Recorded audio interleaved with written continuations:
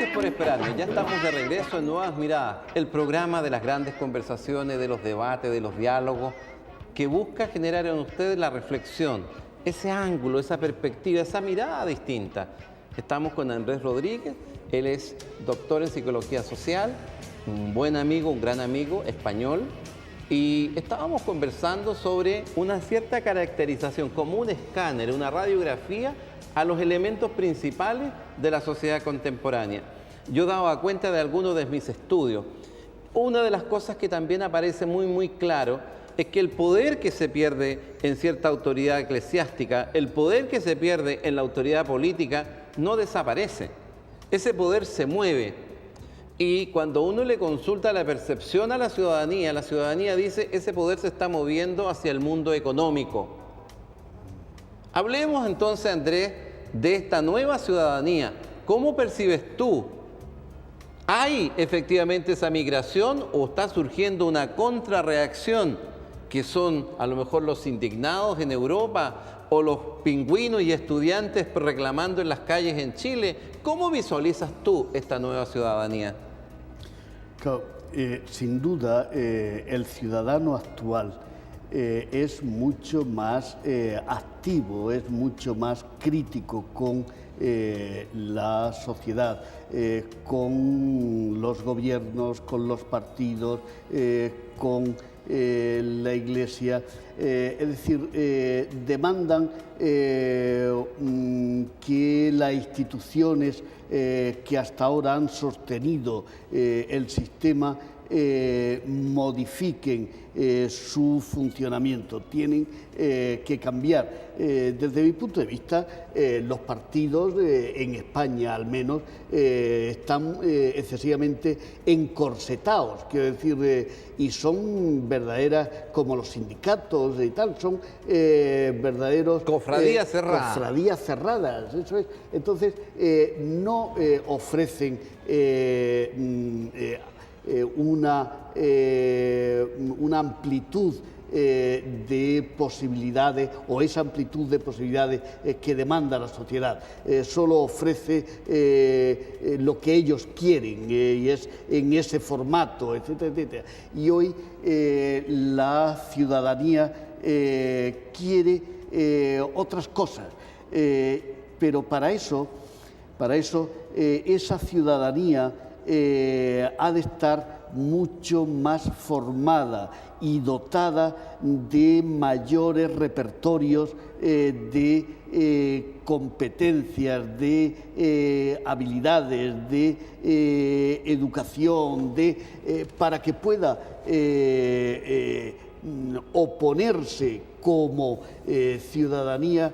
Una ciudadanía que algunos denominan sociedad civil, ¿verdad?, que emerge en reacción a una tensión entre lo clásico que ha sido el Estado y la tensión que se genera con el mercado. Todo se discurría en esa tensión. Surge una nueva fuerza, sociedad civil, que dice ni Estado ni mercado. Es lo que le interesa a la sociedad civil. En ese proceso, la Iglesia queda disfuncional, la ideología queda disfuncional y la estructura queda disfuncional, porque los partidos no responden ni pueden responder hoy día a eso, en ninguna de sus formas. Vamos viendo ahora este concepto de sociedad civil o nueva ciudadanía, elementos exógenos a ella y elementos endógenos a ella. Entre los elementos exógenos más relevantes es que hay un cambio en lo que podríamos denominar el etos. ¿Y por qué hay un cambio en el etos? Porque en definitiva irrumpe una nueva revolución que se llama TIC, Tecnologías de Información y Comunicación, que cambia todo el etos. Y usted antes, para poder hablar en un canal de televisión, tenía que entrar de rodillas frente a un editor, implorarle espacio, y resulta que hoy día tenemos canales por todos lados. Y que queremos publicar en un diario y había que hacerle reverencia al editor del diario, y resulta que hoy día una persona pone un Twitter y a veces es mucho más leído que el New York Times. Entonces, hay elementos exógenos, ¿verdad?, que cambian esto. Pero tú acabas de marcar los elementos endógenos y has dicho, para que esto se sostenga, lo primero que hay que hacer es tener masa crítica que tenga ciertas características. ¿Cuáles son esas características? Pues yo creo que hemos de cambiar el paradigma, es decir, necesitamos un ciudadano que no se pliegue, mucho más crítico, no plegado al pensamiento único que los medios de comunicación social y todos los componentes fundamentales del sistema quieren hacer de ese ciudadano tal. Hemos de salir de ese encasillamiento, ser ciudadanos más críticos, más responsables, más solidarios y cooperativos con los demás. Me está provocando mucho tu pensamiento. Lo que tú me estás diciendo, en lo que yo entiendo y seguramente entienden nuestras amigas y amigos en su casa, es que esta fe ciega que tiene la sociedad civil y la ciudadanía respecto de lo que dicen los medios de comunicación, hay que mirarlo con más reserva, porque muchas veces esos medios de comunicación no están en función de la ciudadanía, sino que más bien son instrumentos de otra instancia de poder, que puede ser el económico, la política o algún elemento que tenga interés. Una empresa, por ejemplo, una gran empresa. Porque una de las características es que la sociedad cree que lo que se dice en televisión es la verdad. Entonces, tú lo que estás haciendo es un llamado de atención respecto de eso. Sí, yo creo que podríamos ganar mucho quedándonos solo un mes sin televisión. Es decir, debiera desaparecer la televisión y si quiere la radio para hacer que el ser humano repensara sobre sí mismo o pensara sobre sí mismo y sobre la vida que quiere desarrollar, y para eso debiera desconectar de los medios que hasta ahora están conformando su pensamiento. Hemos hecho hombres organización, mujeres organización, y no pensamos más que en términos organizacionales, en términos de dinero, en términos de acumulación, en términos... Es el pensamiento que las organizaciones y el sistema económico han deseado hacer. Por tanto, si durante un mes al menos estuviésemos sin televisión, pues posiblemente comenzaríamos a pensar de otro modo y a pensar en las cuestiones importantes. Yo soy un lector apasionado y lo que he escuchado en este minuto y medio, 2 minutos, es la síntesis del pensamiento de Marshall McLuhan. El medio es el mensaje y cómo se amplifican los sentidos con esas tecnologías. Hemos visto o escuchado una síntesis del pensamiento de Pierre Bourdieu, que habla del entorno y cómo en los medios influyen. Foucault, que habla de cómo se va, lo que tú acabas de señalar, cómo se estructura el pensamiento, se configuran a las personas, casi se le formatea. Pero además está el pensamiento que yo lo encuentro tan contemporáneo y actualizado. Lo que has dicho es lo que Giovanni Sartori dice. Y a usted, señora, señor, le puede resultar provocativo. No somos homo sapiens, o sea, homos que saben, hombres que saben, mujeres que saben. Somos homo videns, es decir, lo que nos muestra la televisión. Ni siquiera lo que pasa, sino que lo que nos quiere mostrar. Ese grupo, esa masa crítica a la que le estás pidiendo eso, respecto de la relación temporal, ¿cómo ves tú? ¿Son cuestiones que duran como el movimiento del 68, que dura y decae y se acaba, o son ¿cómo las ves tú? No, el peligro de estos movimientos es ese, que si no hay alguien que estructure de forma, consolide esos movimientos, rápidamente se diluyen y desaparecen. Y ahora puede suceder algo similar a lo que ha acontecido con otros movimientos a lo largo de la reciente historia.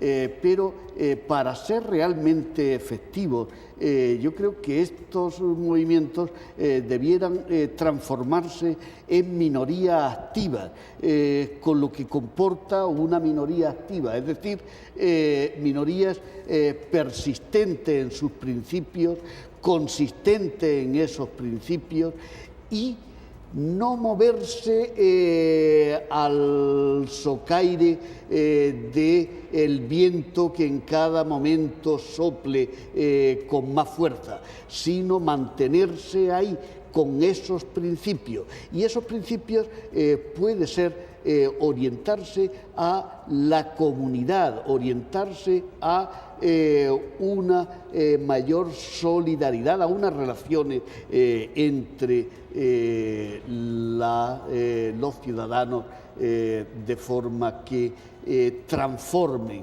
la realidad tan tensa en la que estamos, la transformen en una realidad más humana, más benefactora, más nutritiva para el ser humano.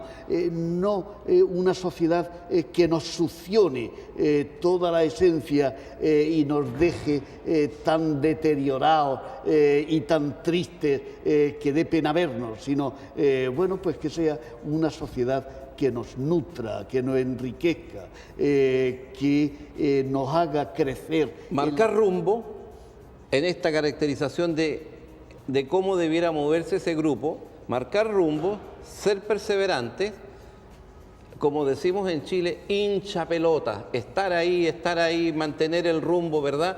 Y mantener la cohesión en torno a un tema que sea convocante. Lo que en lenguaje técnico sería ser funcional a la segmentación que se está dando en la sociedad, medio ambiente, etc. Claro, es que hasta ahora lo que ha tratado el sistema económico en general, con las instituciones que le han servido de pilares, y tanto políticas como religiosas, sindicales, etcétera, etcétera, ha sido hacer que el ciudadano no cree comunidad, sino individualizarlo. Y al individualizarle, conectarle únicamente con esos medios y hacer, por tanto, pensamiento único.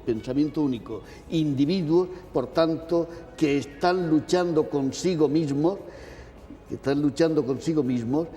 partidos e instituciones que están a la gresca unos con otros para mantenerse en el poder, acceder al poder, etcétera, etcétera, y un sistema que trata de mantener el statu quo, aunque sea con los pequeños cambios que se produzcan en esas instituciones o en el formato de esos individuos, pero manteniendo lo que ellos necesitan. Tú, que como es experto en organizaciones, a la que le has dedicado tanto tiempo, tratemos ahora de aterrizar en una organización emergente, porque yo creo que va a emerger una nueva forma de participación. Esta sociedad civil va a dar forma a una estructura de participación que va a ser distinta al partido político tradicional.